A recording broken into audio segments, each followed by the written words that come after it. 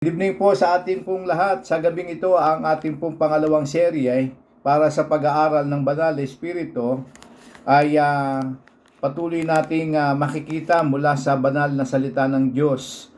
At napakahalaga pong pag-aralan natin kung ano ang Banal na Espiritu.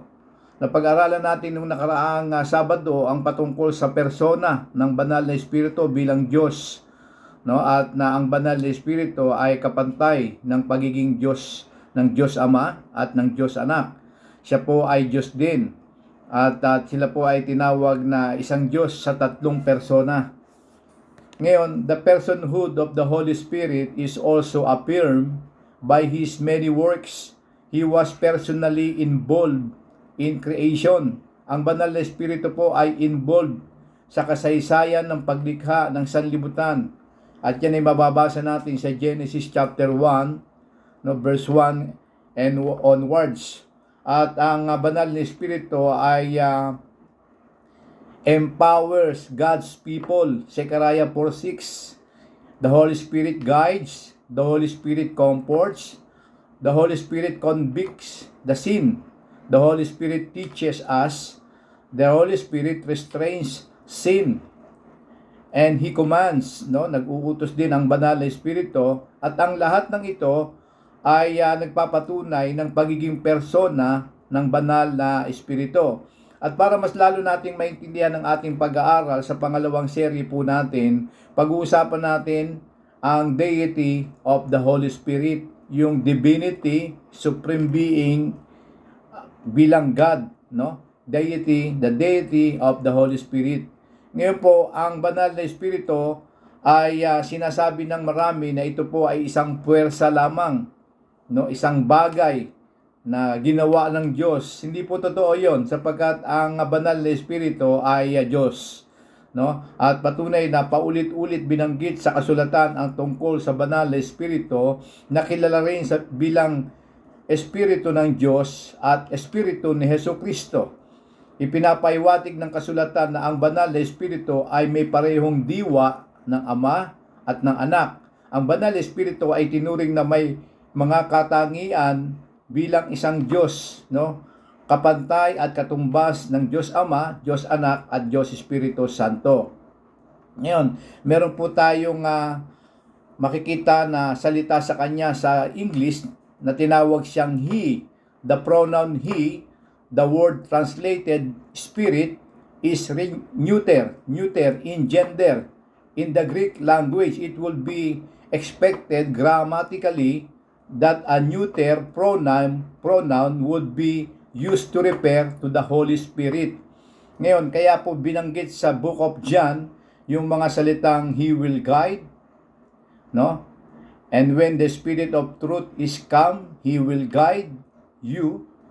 He hears, He will speak, He will declare, He will glorify, He will take. Yan po ay mga nabanggit. Kaya yung salitang He ay masculine gender, neuter in gender in the Greek language. Ngayon may binanggit sa 2 Corinthians chapter 13 verse 13. Ito po yung benediction na sinabi ni Pablo. Makikita po natin dito yung Trinity.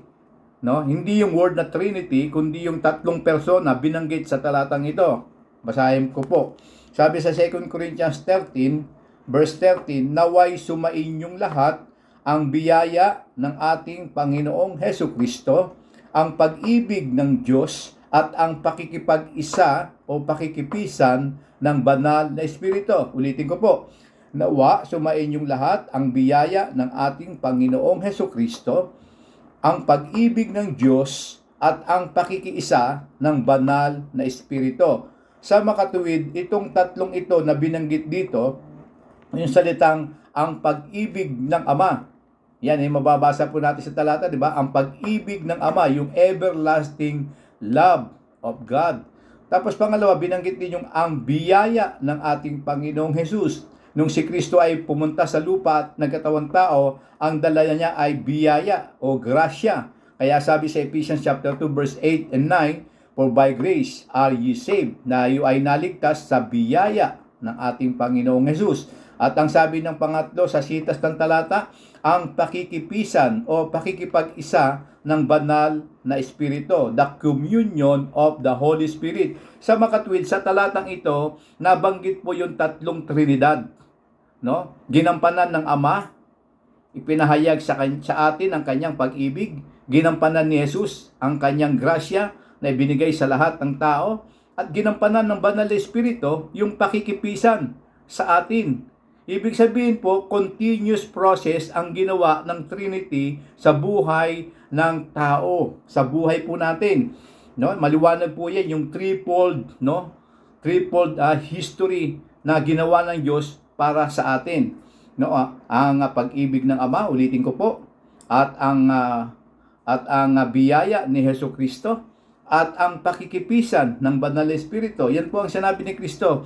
Ako ay aakyat at bababa ang banal na Espiritu. Makikipisan. Ibig sabihin, makikiisa. No? Sasama sa atin.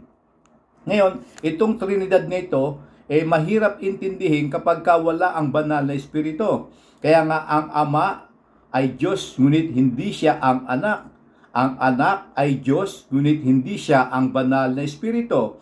Ang Espiritu Santo ay Diyos, ngunit hindi siya ang Ama o ang anak. Yan po ang ibig sabihin ng sinasabi ng Trinidad. No? Trinity united in one.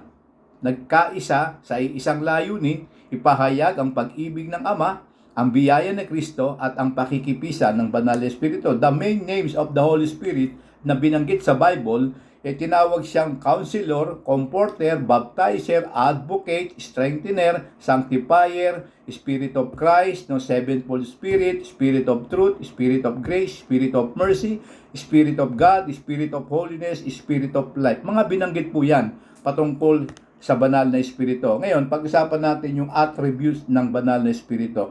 The attributes of the Holy Spirit. Yung kanyang kabanalan.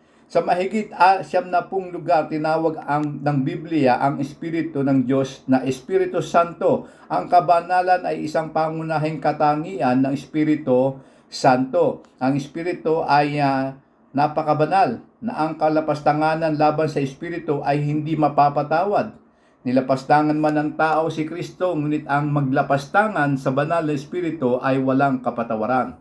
Maliwanag po yan. Yan ay patunay na ang banal na Espiritu ay banal. Ang Espiritu ay meron ding walang katapusang mga katangian bilang Diyos, walang limitasyon, walang panahon, walang espasyo, no? Ang kapangyarihan at kaalaman ay hindi masukat, no? Ang Espiritu Santo, ang tinatawag na tagapayo, nasa sa atin magpakailanman, na binanggit ni Jesus sa John 14:16.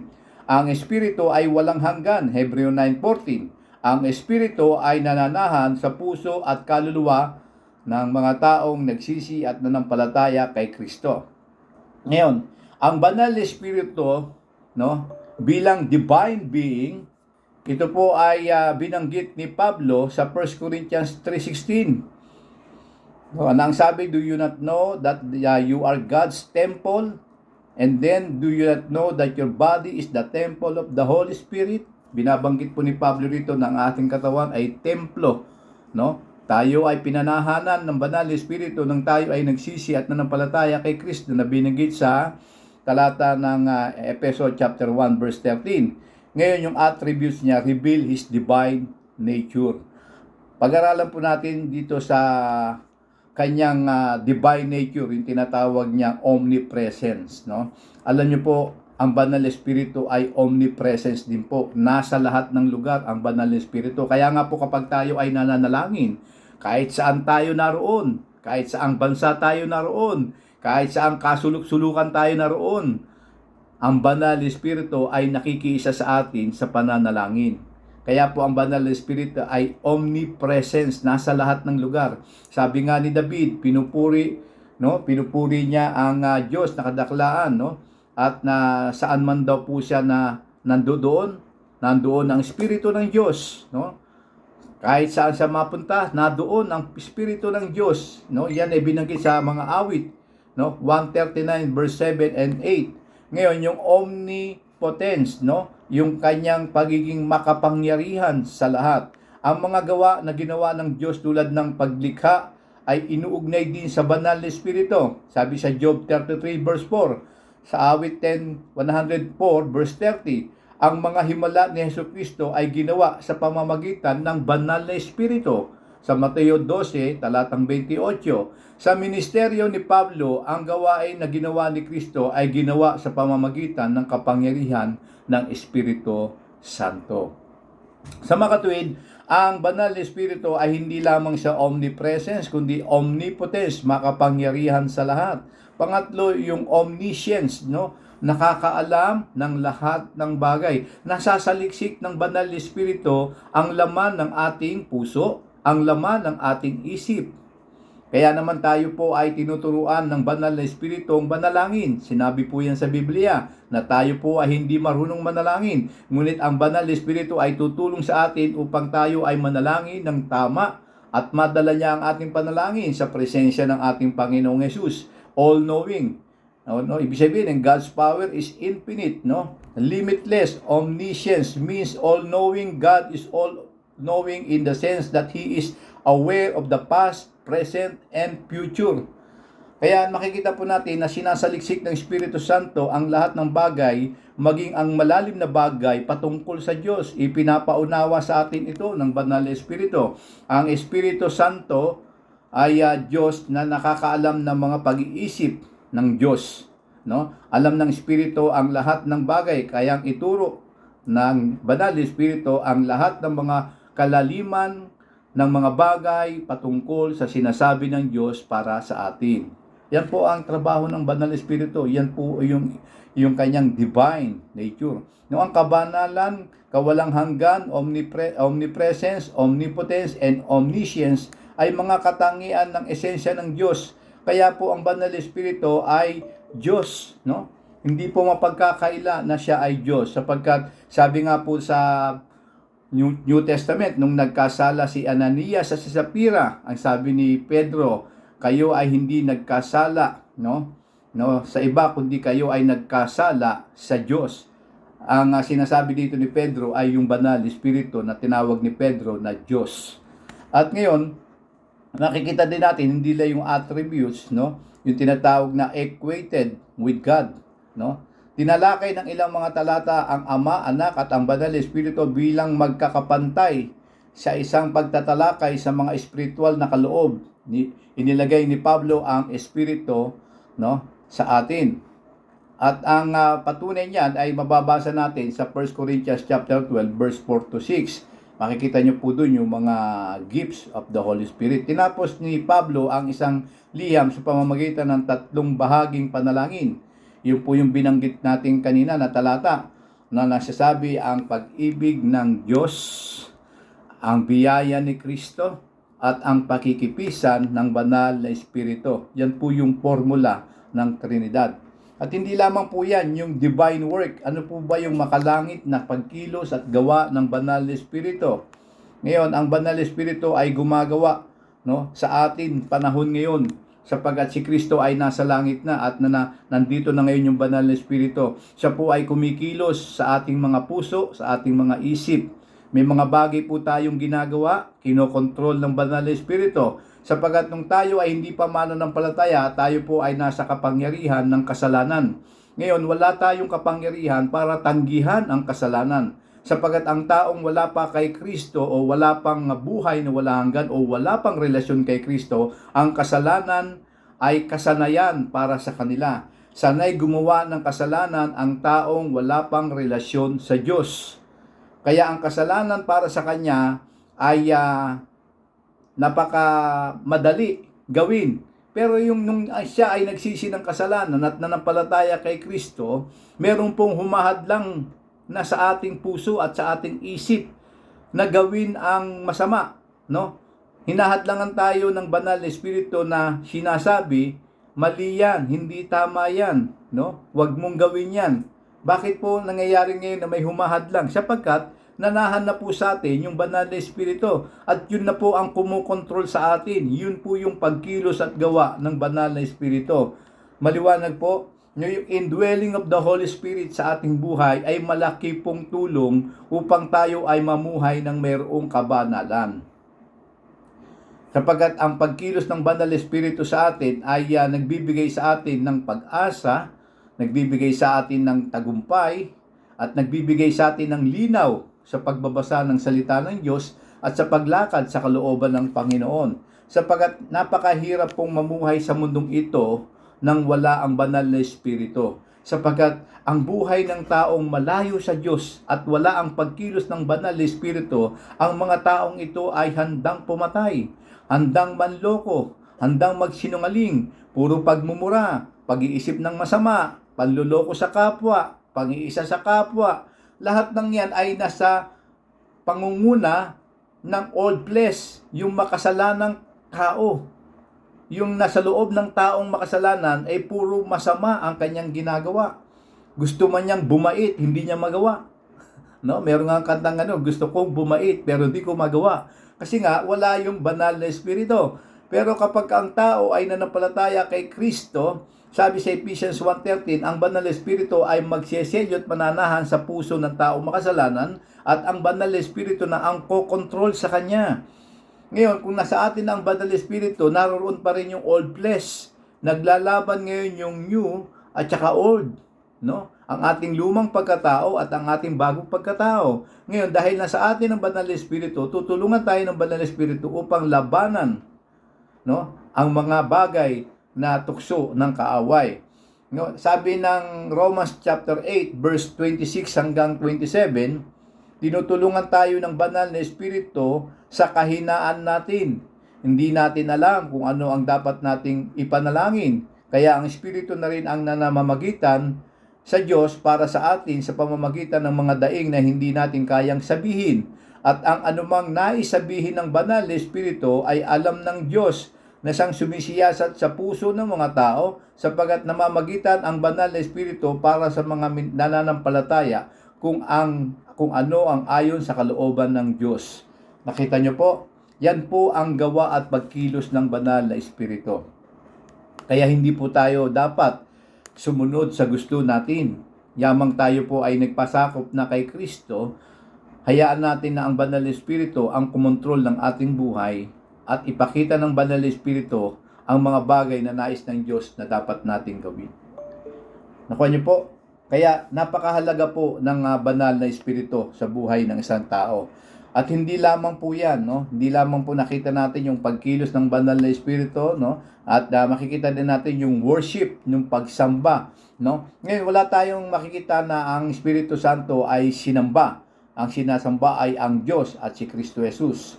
Ngunit ang Banal na Espiritu ay meron pong tinatawag na pakikipisan sa atin na ating pagsamba sa Diyos, pagsamba kay Kristo, naroon po ang pagkilos ng Banal na Espiritu upang turuan tayong sumamba ng tama.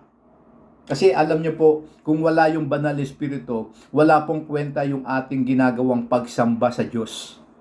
Bakit po? Kasi nakikita nyo po, marami po tayong nakikita mga tao na nagsisimba sila, na kahit sa labas ng church, marinig lang daw nila ang tinig ng ministro. Sapat na sa kanila. Ang tunay pong pagsamba, ang puso po natin ay kinakausap ng Diyos. Gugustuhin ba nating nasa labas lang tayo ng templo, na sambahan ng Diyos, o gusto nating nasa loob tayo ng templo ng Diyos? Ang ibig ko sabihin ay yung ating mga lugar na sinasambahan. At hindi lamang po yan sa ating po mga personal devotion, personal prayer, personal worship sa Panginoon. Kinakailangan po involve ang Banal na Espiritu. Sapagkat kung tayo po ay nagsumasamba sa Diyos nang wala ang Banal na Espiritu, walang kwenta ang pagsamba ng tao sa Diyos. Ulitin ko po.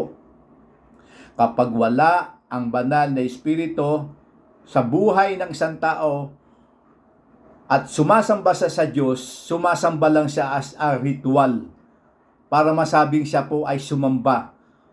Pero kung ang Banal na Espiritu po ay nasa ating puso, nasa ating isip, tayo po ay sumasamba ng ayon sa kagustuhan ng Diyos. Sapagkat ang Banal na Espiritu ang tutulong sa atin upang lumuwalhati sa Diyos, magpuri sa Diyos, no? At mabigyan tayo ng lubos na kapayapaan sa ating mga puso. Nakita niyo po yung mga tao na maraming tao na palasimba lang, pero paglabas ng simbahan, palamura na siya. Magaling siyang magsinungaling. Magaling siyang mandaya. Makikita niyo po yan, no? Yung mga taong reliyoso, hindi naman totoong nabago. Hindi naman totoong sumamba sa Diyos. Ng kanyang ginawang pagsimba ay ritual, hindi totoong pagsamba. Ang totoong pagsamba sa Diyos, involve ang banal na Espiritu. At para ma-involve ang banal na Espiritu sa buhay ng isang tao, kinakailangan na ang tao ay magsisi ng kanyang kasalanan, aminin niya sa Diyos ang kanyang kasalanan, at buksan niya ang kanyang puso at sabihin niya sa Panginoon, Panginoon, ako po ay nagkasala. Patawarin mo ako, Panginoon. Hugasan mo ako ng banal na dugo ng Panginoong Hesus. Ano po ang sabi sa Romans chapter 3? Nabanggit po dito sa Biblia na kung babasahin po natin, napakahalagang makita ng tao na kinakailangan buksan niya ang kanyang puso at manampalataya sa Diyos.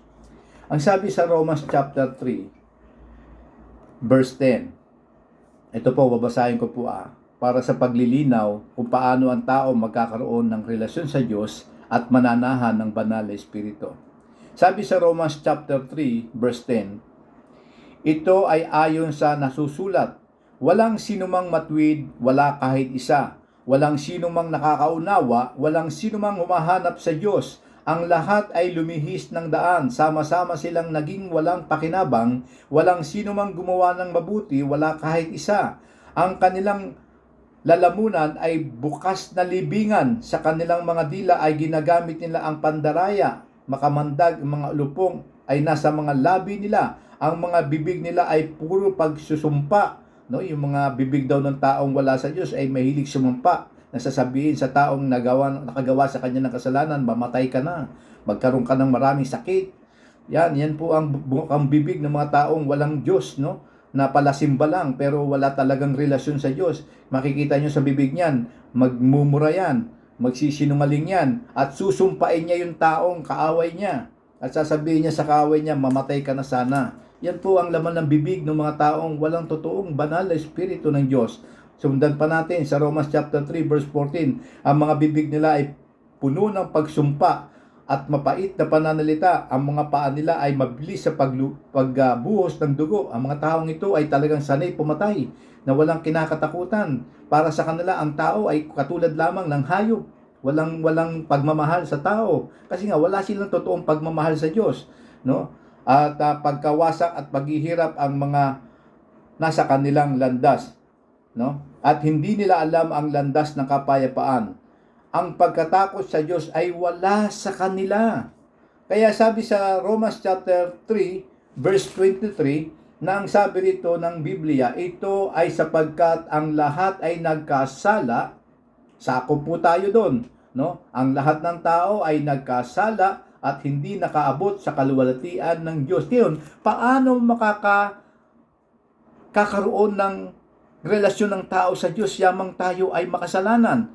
Ngayon, ang sabi ng Biblia sa Romans chapter 6, verse 23, ito po ang sabi, ipinadala ng Diyos si Kristo.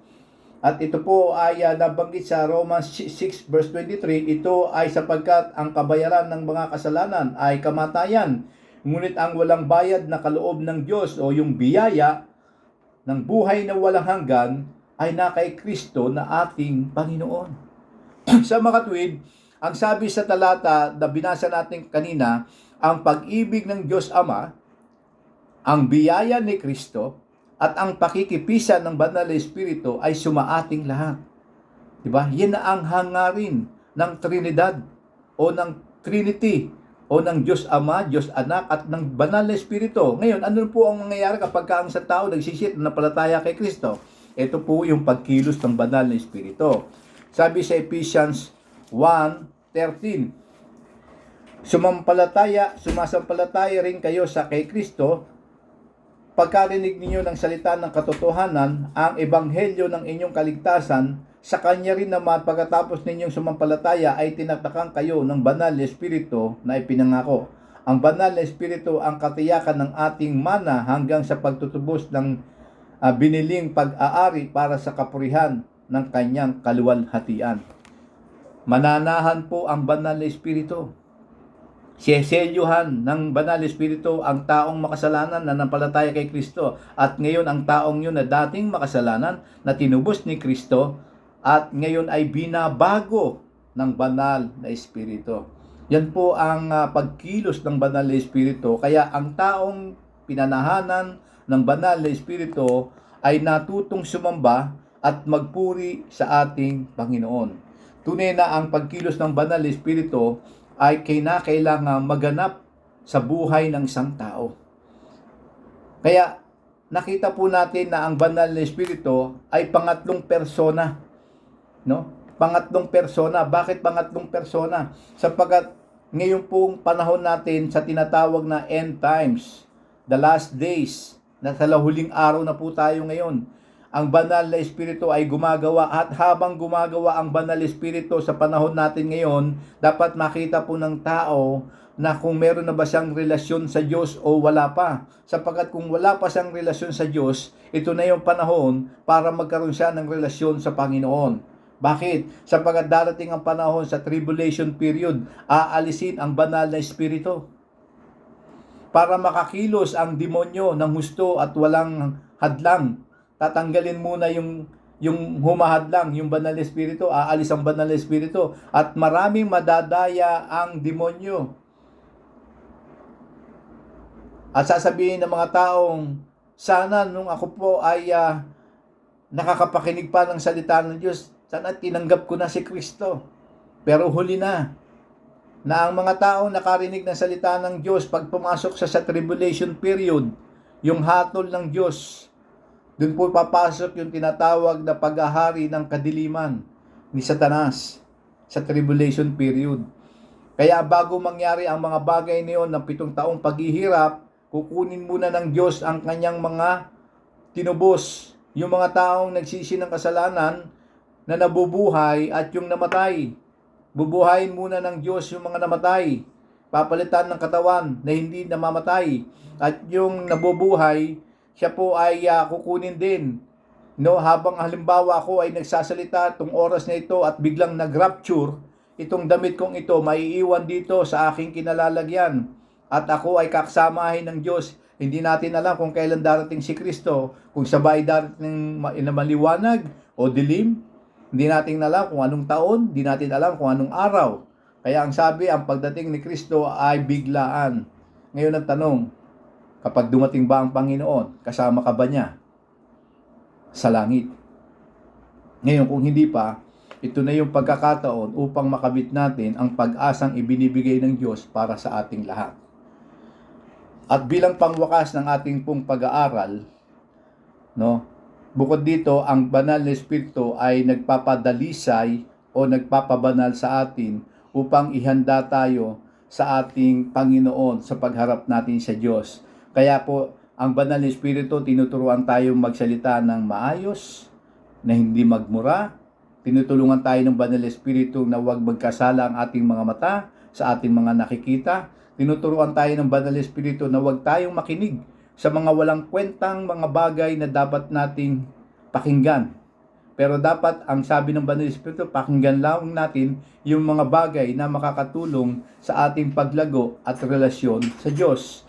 Itong ating mga kamay na to, tinuturuan tayo ng banal na Espiritu na maghanap buhay, gumawa ng tama at hindi manloko. So maraming kinikilos ang banal na Espiritu sapagkat ang sabi ng Biblia, ang ating katawan ay templo ng Diyos. Kaya kita niyo po yung mga taong walang Diyos, walang banal na Espiritu. Di ba? Meron po tayong nakikita ng mga lalaki, nag-aasawa ng kapwa lalaki, no? Ng babae, nag-aasawa sa kapwa babae. Ang babae, nakikipagtalik sa hayop. Ang lalaki, nakikipagtalik sa hayop. Ang karumal-dumal na ginagawa nila ay tunay na napakasama sa mata ng Panginoon. Bakit nagagawa ng mga taong ito na gawin ang mga bagay na labag sa kalooban ng Diyos? Sapagkat wala ang banal na Espiritu. Maliwanag po yan. So ang pagkilos ng banal na Espiritu sa atin, patunay na ang Espiritu Santo ay omnipotent, omniscience, omnipresence, kapantay ng Diyos Ama, at ng Diyos Anak at siya po ay Diyos. Maliwanag po. Kaya walang pagtatanggi, maging ang Biblia, pinatotohanan na ang banal na Espiritu ay Diyos. Ngayon po, salamat po at nawa na pagpala po tayo ngayong gabi at hilingan natin si Jay sa ating closing prayer. Brother Jay, paki-closing sa ating prayer. Tayo po ay magdasal. Lord,